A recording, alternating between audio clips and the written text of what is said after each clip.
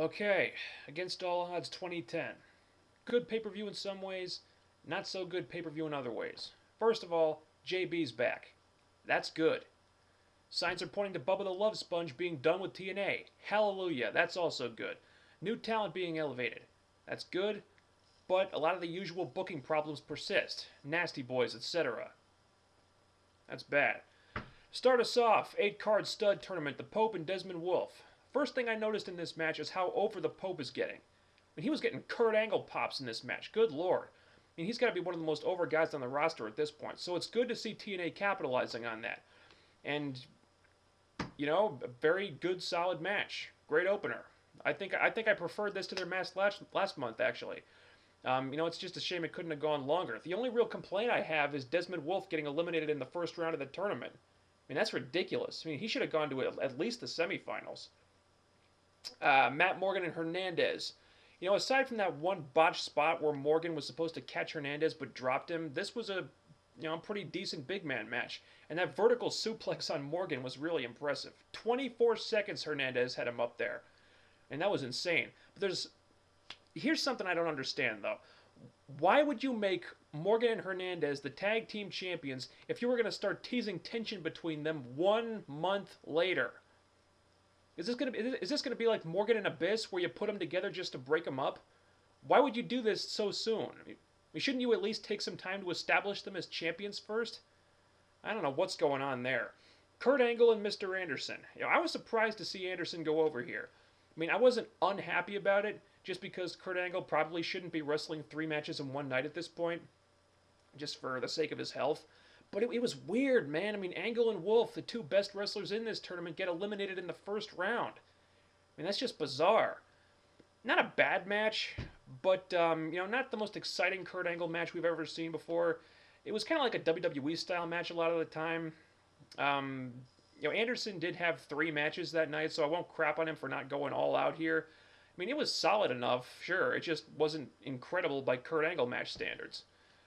Mick Foley and Abyss, no DQ match. Wasn't it just a few weeks ago that Bischoff was telling Abyss that he couldn't do the hardcore stuff anymore? Now all of a sudden he's putting Abyss in no DQ matches and encouraging him to use the barbed wire bat? I don't get it. And also, can Abyss please fucking turn heel already? I want the monster back. I am so tired of this pussy version of Abyss. This little boy trapped in a grown man's body character that he's been playing for the last few years. Abyss should be destroying people like Bischoff. He shouldn't be afraid of them. I hate this version of Abyss character. Hate it. Psychology aside, this match really wasn't that much. It was kind of boring. Both these guys need to be in there with opponents that are faster than they are because they really just don't match up that well together, and throwing hardcore stuff in there really doesn't change that. Team 3D versus the Nasty Boys. Oh my god.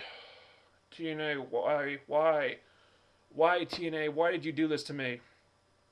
Why did you subject me to this, TNA? Why? Everyone knew what we were going to get here.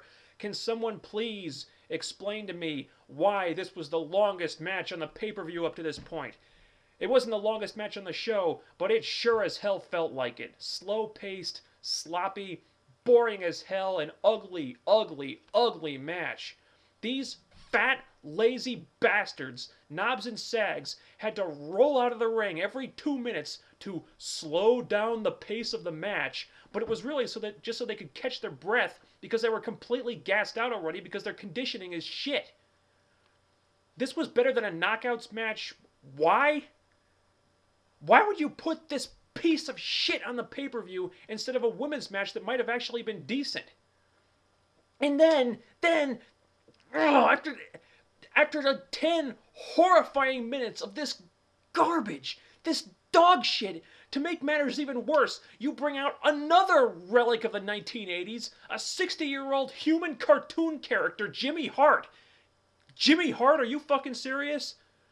First of all, is it really necessary to add more people to the roster at this point? Second, if you wanted to bring in a manager, why not go after someone like Larry Sweeney? Someone who's actually, relevant. Someone who's actually entertaining. Someone the fans might actually give a rat's ass about. No one cares about Jimmy Hart anymore. Then again, maybe it's fitting that he's managing Knobs and Sags now because nobody gives a flying fuck about them either. Was the main event Mafia not horrible enough? Are we now going to have to suffer through this three-man nostalgia trip? Is everyone that Hogan's ever been friends with in his whole life going to get a job? What's next? You gonna sign Brutus Beefcake, have him squash beer money by himself? You gonna sign Nick Hogan, make him the X Division champion? Where does it end? You gotta draw the line somewhere, Dixie. Fuck this shit. Next match. Pope and Matt Morgan. You know, this match I really don't have a whole lot to say about, actually. It was solid enough. And the last few minutes were really nice, I thought. Not incredible, but not really bad in any way either. So that was fine. Anderson and Abyss. These guys had a crappy match at Genesis. Do we really need to see this again? This was somewhat better than their Genesis match. That's about all you can say about it. Next. AJ Styles and Samoa Joe. First of all, I've got to say, I'm not digging the robe. AJ cannot pull that look off. He looks ridiculous. He looks like he's going to a gay pride parade or something. That robe should stay in Ric Flair's closet where it belongs. Anyway, I love that Samoa Joe is finally over again like he was back in 05-06. He hasn't gotten pops like that in a long time. Hopefully the writers won't screw that up this time. And the match was about what I expected. You know, AJ works his somewhat less exciting heel style. Flair interferes, Bischoff screws Joe, but still a really great match regardless, and it got over 20 minutes. Some terrific high-impact stuff here. Joe even pulled out a suicide dive. He hasn't done that in a long time. Match of the night. Easily. And yes, Bischoff screwed Joe without turning heel officially, but you can see where it's all going. You know, they're throwing enough question marks in there to keep people sort of wondering if he's a face or if he's a heel, and that's being done pretty well. I don't know how much longer they can keep it up, though. I mean, there's only so long you can keep this character on the fence before it gets redundant, so I hope they won't drag that out forever. And, surprisingly, the main event of the night was Pope versus Mr. Anderson. Now, ordinarily, I think the world title match should always be the main event unless there are, like, really special circumstances. But in hindsight, I think this was probably the right call to make this the last match of the night. I mean, it was a feel-good moment to send the crowd home happy. It gave a great rub to those two guys to be the main event. And if this had gone on before the world title match, then it would have been even more obvious that AJ was going to retain. So I think this was justified. Now, the match was kind of slow at times. Maybe understandable since those guys had already wrestled 2 matches each. I mean, it was more about selling and psychology than action. And in that sense, it was very good. You know, they told a story about Pope being the underdog. He'd gone through Desmond Wolfe. He'd upset Matt Morgan. He got attacked by the band backstage for some reason. But he kept gutting it out and managing hope spots at the right points to keep you on your toes. The crowd was really buying into all the near falls. I went from thinking that Pope was going to get squashed just to make Anderson look good, to thinking that maybe he had a shot, to not being too sure about it, to being almost kind of surprised when he won. I mean, you could say it was obvious that Pope would go over because he was the babyface, but I really wasn't too sure which way they were going to go here, actually. I mean, it was a choice between having Anderson go over. He's the established star from WWE. He's been much more heavily pushed up until now. He's probably more bankable, but him getting the title shot would make it heel versus heel at Lockdown, which might not be the greatest idea in the world. On the other hand, Pope going over would make it face versus heel at Lockdown, and yes, he was in WWE for a while too, but he didn't really do anything over there.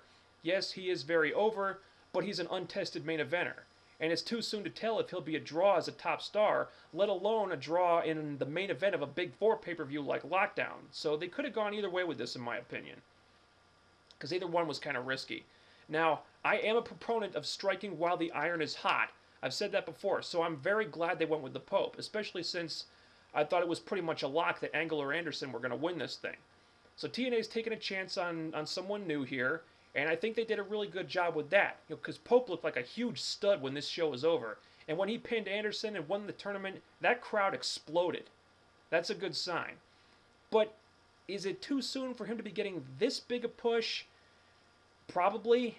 AJ and Kurt Angle is the money match, and it's awesome every time we see it, but we've seen it so many times at this point that it's not as interesting as it used to be. You know, AJ and Pope is more interesting, but it won't draw as much. You know, I don't expect Pope to win the title, But just headlining Lockdown against AJ Styles for the World Championship could go a long way towards cementing this guy as a top star, provided they don't fuck it up afterward by doing Pope versus Rob Terry in a steroids on a pole match the next night on Impact. So AJ versus Pope is the main event of Lockdown. Is it a risk?